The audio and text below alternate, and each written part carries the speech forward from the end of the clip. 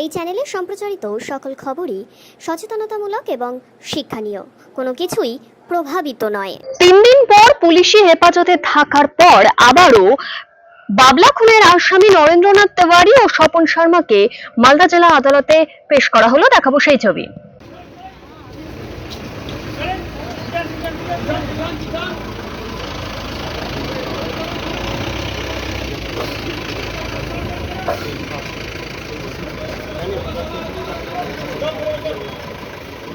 গাড়িটা পানি থেকে চাপবে, গাড়িটা পানি থেকে চাপবে, সরে যান। গাড়িটা পানি থেকে চাপবে।